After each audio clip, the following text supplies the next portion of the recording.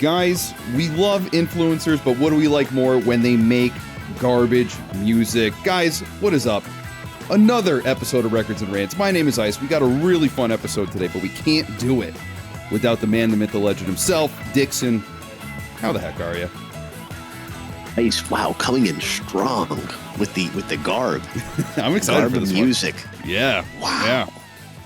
I know. I said goodness. it. I kind of played the hand, a little nose forward, but I don't know. Some might say I not have respect for this kind of music. Some may say I might not have respect for these quote unquote artists. We don't know, but I guess we're gonna find out. I guess we are going to find out. Yeah, because you've been hot on this whole thing. You're hot on. You always have your pulse on the internet. What's happening on the internet? What's going on? I know. I want to say that I'm not a chronically online person. You know, it's a big insult that gets thrown around, but I feel like I am. I feel like I always know what's just useless garbage information. I know all about all these people, all these channels, the inner like drama, who's fighting with what. I don't know how I know this. I think it's just because I absorb so much YouTube and news and whatever, and it's always there. I mean, you're getting it everywhere now, right? Like you go on Snapchat, right? You have the Reels, you have the Snapchat feed, your Instagram feed, all this crap. It's all coming at you. Yes. No. Yeah. You're definitely information overload. You have to wonder if our brains, if our bodies have evolved quickly enough to keep up with everything that we have going on. I don't think so, Dixon. I really don't. Yeah. Because I mean, I think our brains are, as the kids say, cooked. We're totally cooked, and we're making these kind of people famous. we're so cooked that we're making these influencers famous. Right. We're just eat up the slop. That's all we're doing. We're totally cooked.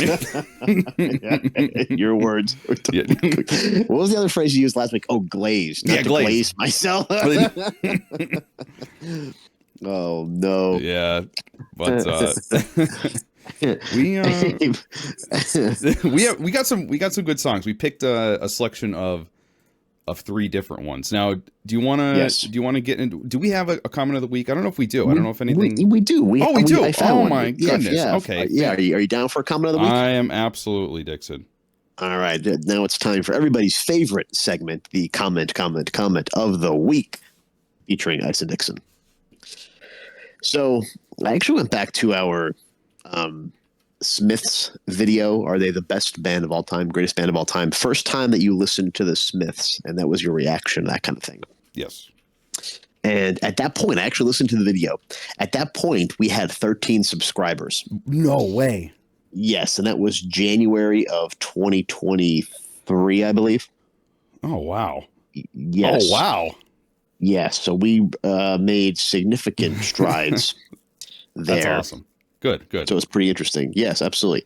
But this comment was from a year ago, but I thought it hit home a pretty good point. This person is Scott Abbott 828. Well, excuse me, I'm dyslexic.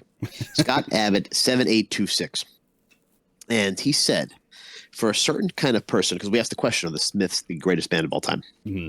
He says, for a certain kind of person, yes, I'm sure they are the, quote, greatest band in the world. You must remember, there are millions of, quote, greatest band in the world out there.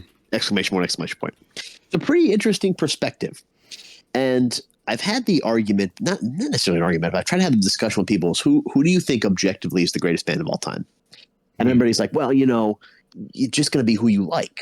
And I'm like, yes, but I always that there has to be some objective data out there, which is, say record sales or number of records, influence, longevity, tours, those kind of things.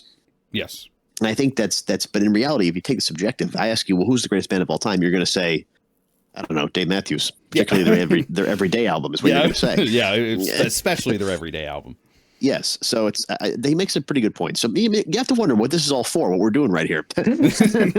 Yeah, we just spouting nonsense. Is there any actually? Yeah. Can we quantitate this? I guess. Yes. So well, let's just indulge me for a moment. So sure. I went with that objective data that I thought. Mm-hmm. And if you go by say now, granted, this is the same logic that Taylor Swift fans use on us in the comment section when we said, "Oh, Taylor Swift won another Grammy," and the guy said, "Well, it sold the most records and everybody loved it." Well, okay, who cares, right? But you could look at record sales, albums, number of albums, number of tours, longevity, influence, accolades, those kind of things. I think you have to point to the Rolling Stones as being the objective greatest band of all time. Wow. Yes. Now, that's pretty interesting. I've also heard that they're the highest grossing live music act of all time as well. I've heard that. Right. That's a big one. And I think for a little while, Dave Matthews Band was somewhere in that list. It might have been like top 10 or something, just because they go so frequently. They're around. Yeah, they're around for sure. So you would say, so you took all this quantitative data and you said Rolling Stones. Okay. That's what I'm thinking. That's my assessment. Now, in reality, you could, if you're going by that data, I bet you could make the case for U2 as well. Now, the only reason why I don't include the Beatles on there, the Beatles' short career, I mean, but in reality, everybody who listens to the Beatles is like, "Oh, dude, I'm going to start a band." Like, I guess that's true too. Yeah. So, but I just think they lose a few points. I think it has to be like Rolling Stones, the Beatles, like there. I think it has to be in there at some point. Yeah, I could see what you're saying. Maybe one day we should do like I mean, this would be a long episode. I feel like we'd have to crunch a lot of data and actually do research, and we could make like a video. Let's say in search in search of the objectively greatest band of all time. Yeah. That would be an interesting video. I think that I'm glad you found that one, Dixon, because that is an interesting point to make. Yeah. Yeah, I think so too. So there you go. Very everybody. Good. So some food for thought for everybody out there. Hey, if you think you have the greatest band of all time, objectively, let us know in the comments. See what you think. Anyway, otherwise, that is our comment of the week featuring Ice and Dixon. All right. That's a little head scratcher there for everyone to really think about that. And do our research for us and give us some data. Yes, some homework. Everybody has homework. So the topic of today's video, everyone knows, these are very popular songs. And now the whole reason that I found out about this is because one of these influencers, she showed up in my reels. We don't know how. We don't know why that happened. But I don't know why. I have no idea. Idea. I don't know why she was in my recommended.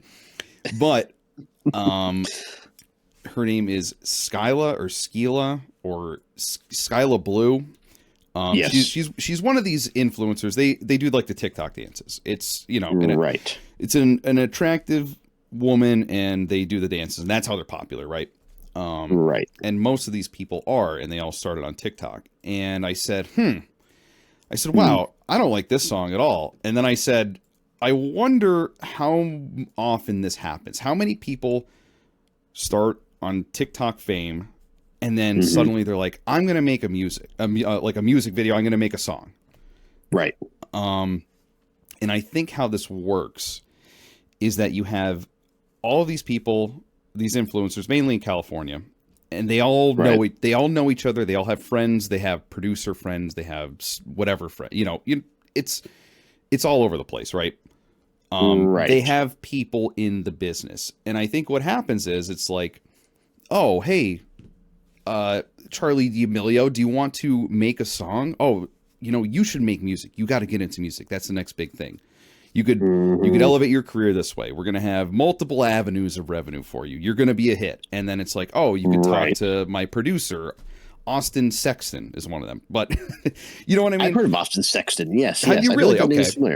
I feel like the name is familiar. So I think that's what happens. I think these women they're influencers, and they're doing their dances and stuff, and they just look for another avenue for some kind of revenue. They're not artists at all. They probably never thought of writing a song, probably never thought of producing or anything. Right. And I think that's where you get this mass-produced kind of a lot of comments on these videos too are pretty funny. They're music videos of the songs that we're going to talk about, and a lot of the commenters say like, wow, this sounds like a transition piece for Love is Blind or something like that. Oh, like, yes, for like sure. Yeah. Just some kind of generic song that you would hear on like a commercial or something. Yeah, and I understand that. That's kind of what I feel like this stuff is. So without me rambling anymore, I guess we could get to our first one here. Now, Dixon, what did you think of this one? I don't know how much you had time to listen to these ones. I did. Unfortunately, I was driving a long way and I had to listen to these on repeat. It kind of just became noise, and I didn't realize I had like this little playlist that I curated on repeat, and it just like kept going. But the first one here is Charli D Amelio, If You Ask Me To. So I'm aware of this Charli D Amelio. She's the one. There's a meme that's it's her scanning groceries at Walmart.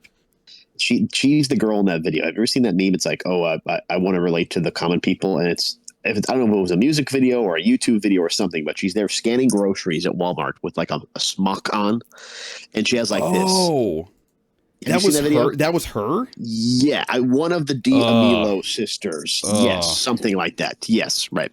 Some more of her. Let me tell you what. Out of all these, the three of these songs we listened to, I really enjoyed this song. Okay.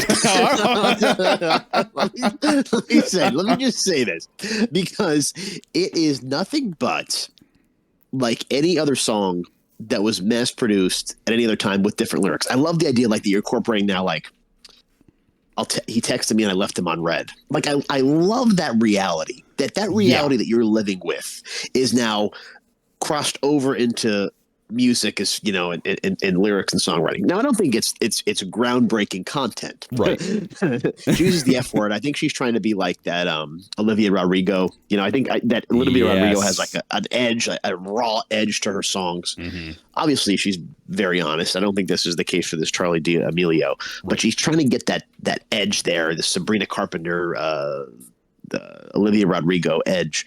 I just think that's just what she's trying to do. She's trying to be like them. I don't think I don't think it's 100%, but I think it's works on that plane.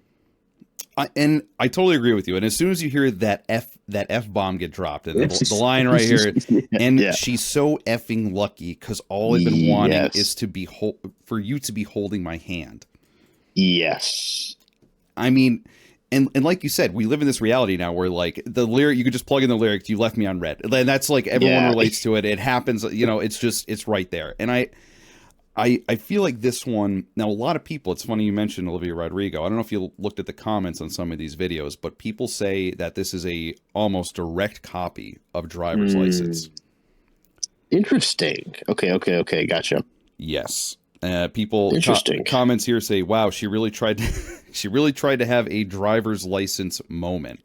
Oh, okay. Yeah. I'm seeing that now. That is interesting.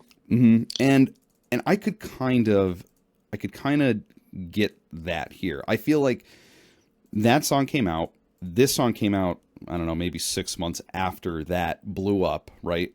Right. And I'm wondering if the producer, whoever she worked with, was like, hey, we're going to make a song that kind of is similar to that, and all of your fans are going to love it. And that's it. And the interesting thing is, so remember I talked about the producer, Austin Sexton.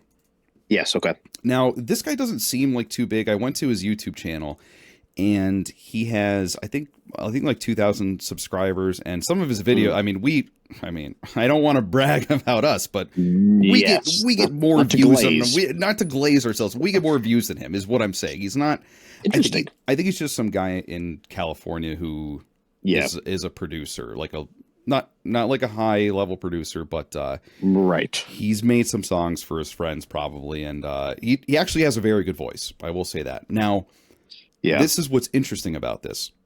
Okay. His music, his original music, has riffs and guitar licks that are almost straight up stolen from other popular music. Really?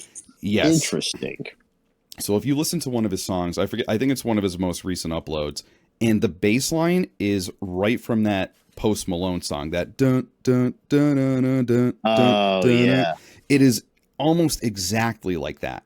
So, oh my gosh! He's just ripping people off. Yeah. So then I extrapolate that to Charli D'Amelio's song, If You Ask Me To, and everyone's saying that it sounds like driver's license, and I'm like, I wonder if this guy just took the sound of that song and made it into this song for her, and just said, this is what we're going with, and it's going to be great because everyone loved it. Without, it's not so much as channeling another artist creativity as much as it is like copying and just pasting it on. Yes, does that make sense? right. 100%. Yeah. There's no, it's not an homage. It's just like, oh, this sounds good, we're going to do it. Right. But I totally agree with you. This one actually probably sounds the most, I guess, professional, or like maybe you could hear on the radio, but like not really. Yeah. I don't know. There's just, in listening to these songs, I was going back and forth between Olivia Rodrigo and like Sabrina Carpenter, and listening to their songs and then going back to this. I'm like, there's something that just sounds more professional and more honest about those songs compared to all of these influencer songs. I think you're right. I think, like you said, it's just like, oh, we're going to have different revenue streams, and we have this buddy who can do this, and that's it. And like, this video has 2.2 million views. I mean, that's no joke. I know. And it's not, and so people are listening to it. It reminds me of like Laguna Beach, like MTV, like early 2000s MTV, like reality show era, like when those things became a thing. And they were just like putting stuff together and putting music together and all that kind of stuff. And that's just kind of what it reminds me of. And, you know, just because you do one thing and you're good at it doesn't mean you have to do multiple things. Yes. and singing is, and music is not necessarily is something you should do just because you have 50 million followers on TikTok, right? Yeah, exactly. It's going, like, you're going to get views for sure because you have a huge fan base and people are going to simp over you and say it's the greatest thing ever. But at the very core of it, if Charli D'Amelio was not a TikTok influencer, I don't think this song would really go anywhere other than in the trash. Essentially, I know. Okay, you know what? Maybe it's a little harsh for this one, but I'm just saying. Yeah, I feel like, I hear you. I feel like that's kind of what would happen. And you know what I kept thinking about listening to these influencer songs? Remember Rebecca Black? Yes, exactly. Yeah. So now here's the thing. She had no following prior to this. She just had rich parents that could hire a producer and a whole crew to make her song. And that's what they did. And it sucked really bad and she couldn't sing. And she got so much hate for that too. I know. She got a lot of hate. And I almost kind of feel bad for her now. Like, I feel like she was more just like a girl having fun. And now it's like, okay, well, Charli D'Amelio, she's a product now. And we need to have multiple avenues to get more money out of Charli D'Amelio. So that production company that from Rebecca Black, they had like a bunch of songs too. Like they had like a whole like channel's worth of stuff. I think, wasn't Maddie Raps on there at one point? That little kid that used to rap. Yeah, whatever happened to Maddie Raps? Yeah, I know. Yeah, was his name Maddie Raps? Yeah, whatever happened to poor Maddie Raps? I know. You know what? Do you think when they were creating? Do you think when they're? I could see them. I could see the people, the 4 songwriters they have for this Charli D'Amelio song. I could see them sitting around saying, "Boy, this is really good, Red." Oh yeah. But do you think that they believe they had something? They had a quality product when they were creating Rebecca Black and all those songs that came out at that same time? No, I don't think so. Okay, gotcha. I don't think so either. Yeah, but it was just like, okay, let's generate views. That was it. Yeah, I think that's honestly it. And I think that's where you get the difference between Rebecca Black and Charli over here. Interesting. Again, I think that Charli's song was the least offensive out of the. I don't know if that's my opinion as well. If I had to pick one, it would be this one. And another thing, I don't know if I've ever heard Charli actually sing. I've actually never seen this girl other than that meme of her scanning items at Walmart. But there's the way that they produce this, there's some kind of like airy filter over her voice, or there's something going on that they modified or modulated her voice to make it sound better than I think it actually would. I'd love to hear the raw file of her vocals. Yeah, is what I'm saying. Right. Yes, for sure. Yeah. You can compare these people too. I remember Ashley Simpson.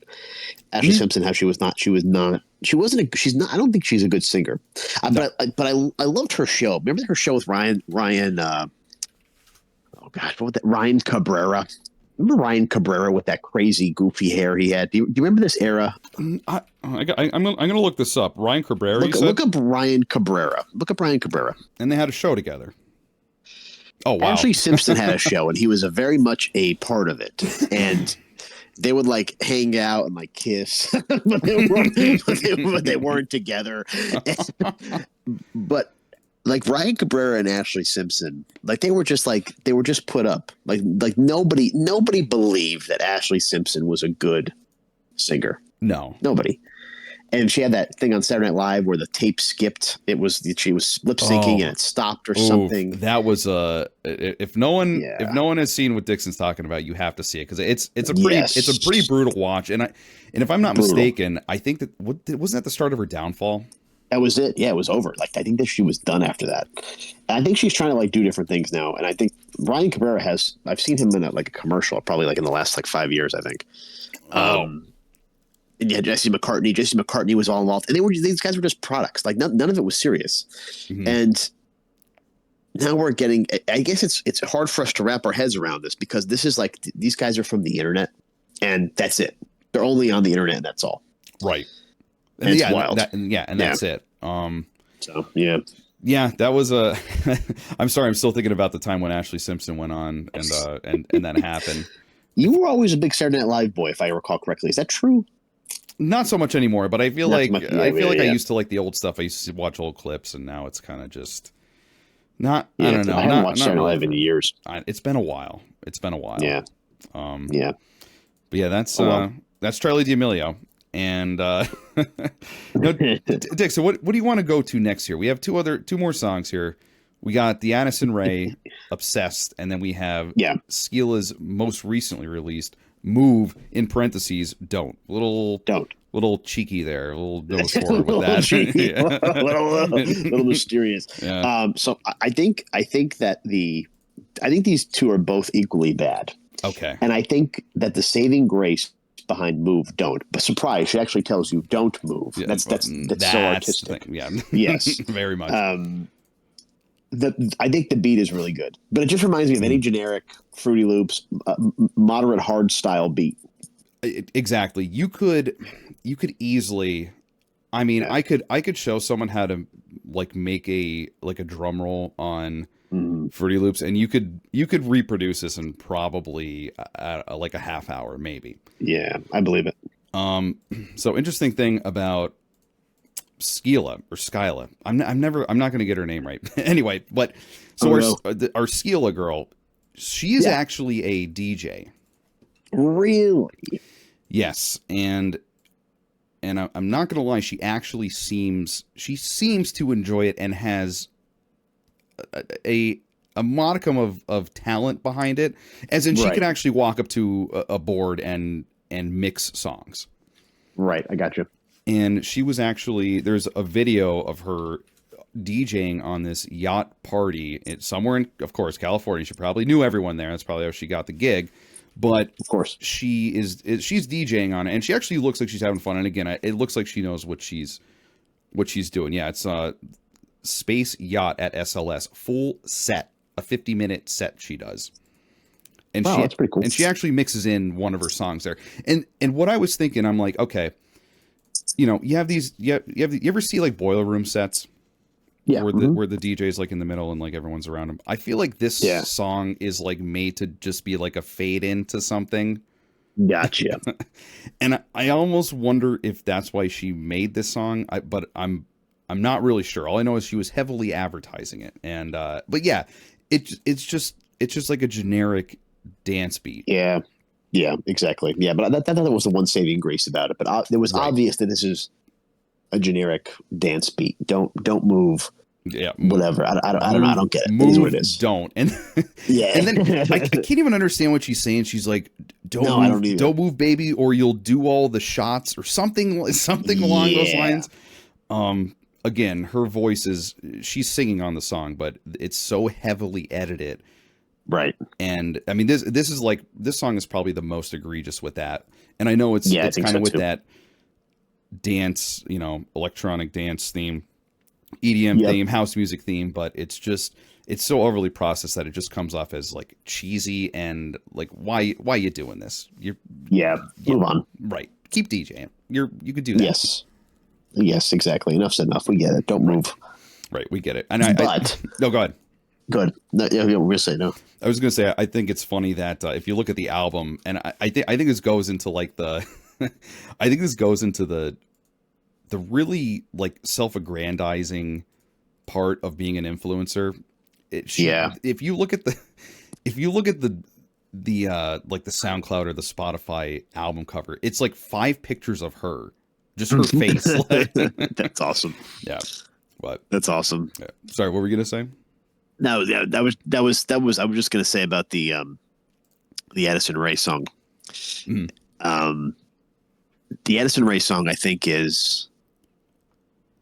I like the idea that it's like, oh, you're obsessed with me, and it's this women's empowerment kind of thing. Like, I maybe it's not, I don't know, but like it's like I'm obsessed with me too. Thank you. Like that's pretty cool, you know?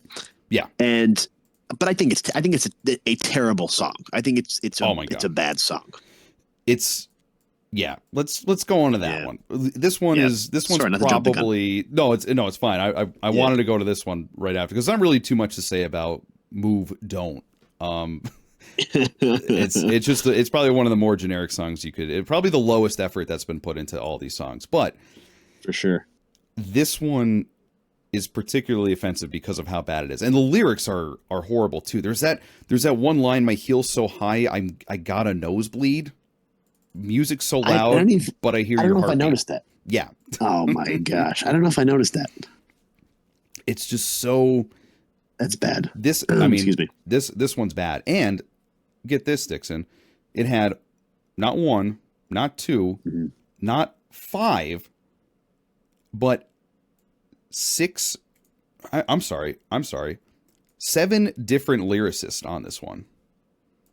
7 different lyricists. And 3 producers and 4 composers. Oh, boy. Yes. This is beyond. What are they composing? What is this, Mozart? What are you composing? I know, right?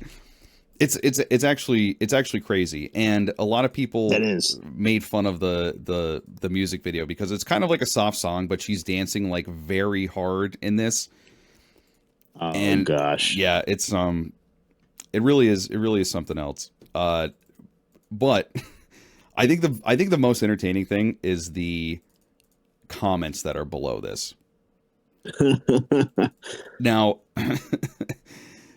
it just goes to show you that people out there are looking at these songs and saying like the general public is understanding what's happening here, and that kind of gives me hope. Yeah, that's encouraging. It is for sure. Yeah, absolutely. It just goes to show you that these guys are kind of turning, and one of the top comments is about this, but I feel like the music industry is turning into a joke or something that they think anyone could do this.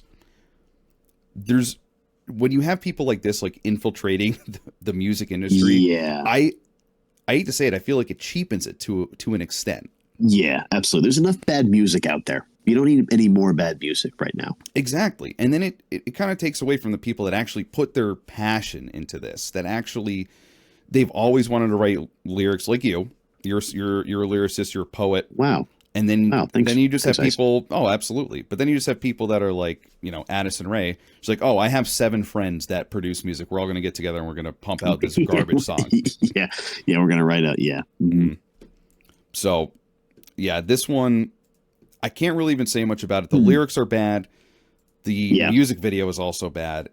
And the production's bad. It's just the worst song that's here.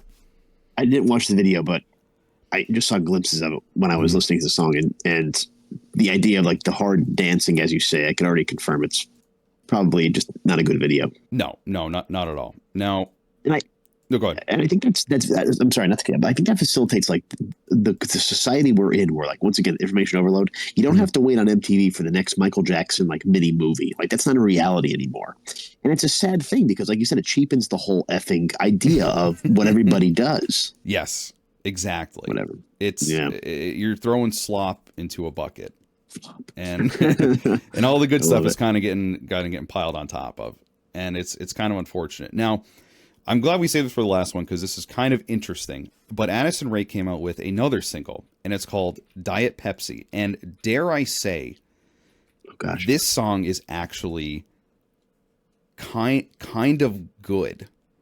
And I know you get a chance to listen to the song, but if you do, Dixon, just listen to Addison Rae Diet Pepsi, and it's actually some may say a banger. No kidding. Yeah. So wow. I'm not sure what happened between then and now, because I think Diet Pepsi released only 2 months ago, and something happened with her that she was able to make a song that actually sounds like it's worth a damn. Sounds pretty good. Yeah. So it's not all hopeless, is what I'm saying. But of the 3 songs that we listened to here, these are pretty much all, they shouldn't exist, is what I'm saying. Yeah, I would agree with you 100%. I think maybe there's some hope for Miss Ray. Yeah. With this Diet Pepsi, I have to check it out. But yeah, I would agree. Like I said, just this brand of a product, and we say it all the time. Demand more of your artists that you like. Demand more of these people, because they're once again, we started with this slop analogy at the beginning of the show, but it's so true. They're just feeding you slop. Right. And that's it. Right. And these people are just taking it. And I mean, regardless, they're getting the views on these songs, whether they're trash or not, because you're getting the hate listens, and you're also getting the fans listening to it, and you're getting millions and millions of views, and you're still able to kind of build a brand. You're still kind of able to build your quote music career. Yeah, for sure. But yeah, so that's our influencers there. But again, guys, demand more from your influencers, please, for God's sakes. Put that effing TikTok down. So quit it with the TikTok. Stop with the TikTok, damn it. That's the ultimate, I think, message that we want to convey, is that you shouldn't be mindlessly scrolling through that GD TikTok and watching these influencers dance to 10-second clips of music, of good music constantly. Yeah, and I'm guilty of it too with the reels. I don't have TikTok, but I'm on the reels, and it's the same. It's the same effing thing. It is. And I finally made a concept where my significant other and I sat down. There's got to be some sort of resolution. We can't just sit here with a big screen going in the background, looking at 2 small screens for the remainder of our lives. Something's got to break here. I totally do our best to be more present. So, totally agree. Yeah, we gotta break from this loop here. It's not good. Not good for us. It's not good for us as a race. It's not good for your mind. Not good for us as an individual person. Yes, correct. That. The comparison is the thief of joy. Wow. That's so true. That's so true. Well, I appreciate you bringing. Well, maybe I don't know if I do. I do appreciate you bringing these things. Well, I'm sorry, Dix. I'm sorry. I made you listen to this. I like you. You have a good pulse on what's going on currently, which is good. And this is what's happening currently. And like I said, it reminds me of. I guess it's all cyclical, but it reminds me of that early 2000s MTV, or that mid 2000s Rebecca Black, that kind of thing. Mm-hmm. Mid 2010s, I guess. But yeah, I mean, it is what it is, I suppose. But like, hey, shout out to who's this Sexton and D Amelio. I mean, I think if they really put their mind to something, they really could do something good. It sounds like. Yeah, I think so too. If they gave her, if she was enough of an artist to just have her own voice and actually just sit down, write down what you're feeling, right? Actually convey your message, make it come from the heart. I feel like that could work out. Again, I think this Austin Sexton, I think he has some talent. I really do. He absolutely borrows from some very popular songs, and that's clearly evident in his music and Charli D Amelio's song. So I feel like if they could kind of just dial that in, maybe they might have something there. But they'll be onto something for sure. We'll see. But well, yeah, we'll see. Hope for the best, I guess. Yeah. Well, guys, keep listening. We love you guys. We're sorry we had to end on this downer, but I hope you took something away from this. I really do. Yeah, I really do. And the ultimate message: if you get anything from this, just put down the TikTok. Yes, yes. Get off the TikToks. Yeah, focus on other things. You'll be better off for sure. I promise you. Ice promises you too. I promise you, but never put down records and rants. Yes, never. Delete TikTok, download YouTube, subscribe. That's right. That's right. Not to continue this, but it's funny when you type in Ice and Dixon into like the YouTube search bar. Mm-hmm. Our videos come up, but the first thing that comes up is this video by this girl who does like book reviews, and the book is the title of the video is all about Ruby Dixon.